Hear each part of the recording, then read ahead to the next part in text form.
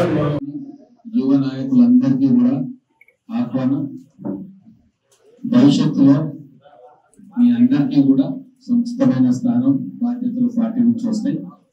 మన అందరి లక్ష్యం ఇప్పుడు ఎంపీ ఎలక్షన్స్ లో మన కాంగ్రెస్ పార్టీ అభ్యర్థిని ఎమ్మెల్యే ఎన్నికల కంటే కూడా ఎక్కువ ఓట్లు మనం తీసుకొచ్చి గౌరవ ముఖ్యమంత్రి గారు రేవంత్ రెడ్డి గారికి కానుకగా ఇవ్వాలి.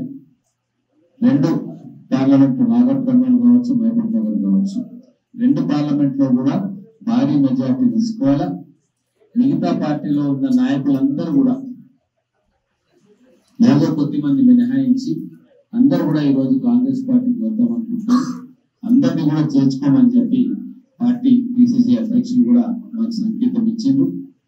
కాబట్టి పట్టణంలో ప్రతి వార్డులో కూడా కాంగ్రెస్ పార్టీ బలోపేతం కావాలి. రాబోయే ఎంపీ ఎలక్షన్స్ కాదు, ఆ తర్వాత వచ్చే స్థానిక సంస్థల మున్సిపల్ కౌన్సిల్ ఎలక్షన్స్ లో కూడా మనం 49 వార్డులు మనం గెలిస్తేనే మన పార్టీ బలోపేతమైనట్టు.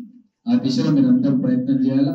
మీరు చూస్తా ఉన్నారు, బీఆర్ఎస్ పార్టీలో ఉన్న నాయకులే పార్టీని వదిలి వలసపోతా ఉన్నారు. బీఆర్ఎస్ పార్టీలో ఇప్పుడు కుటుంబం తప్ప ఇంకెవరు మిగిలిన పరిస్థితి లేదు. చాలా మందిని క్రిమినల్ రికార్డ్స్ ఉన్న వాళ్ళని కాంగ్రెస్ పార్టీ ఆపుతుంది, చేర్చుకోవట్లేదు. కానీ గ్రామ స్థాయిలో, మండల స్థాయిలో, జిల్లా స్థాయిలో చాలా మంది నాయకులందరూ కూడా ఎక్కడికక్కడ కాంగ్రెస్ పార్టీలో చేరుతా ఉన్నారు. కల్వకుంట్ల కుటుంబం మొత్తం కూడా జైలు పాలు కావడం ఖాయం. వాళ్ళు చేసిన అవినీతి కూడా వాళ్ళ బండారం అంతా బట్టబయలవుతా ఉంది. కేంద్ర ప్రభుత్వ ఏజెన్సీలు, రాష్ట్ర ప్రభుత్వ ఏజెన్సీలు వాళ్ళు చేసిన అవినీతి పనులను ఒక్కొక్కటిగా వెలికి తీస్తా ఉన్నారు. వాళ్లకు వత్తాసు పలికిన స్థానిక నాయకులు కూడా జైలు పాలు కావడం ఖాయం. మొత్తం తెలంగాణ రాష్ట్రంలో ప్రజలను పీడించుకొని దోచుకున్న ప్రతి బీఆర్ఎస్ నాయకుడు కూడా వాళ్ళ అవినీతి చుట్ట ఖచ్చితంగా బయటికి వస్తుంది, బయటికి తెస్తుంది కాంగ్రెస్ ప్రభుత్వం.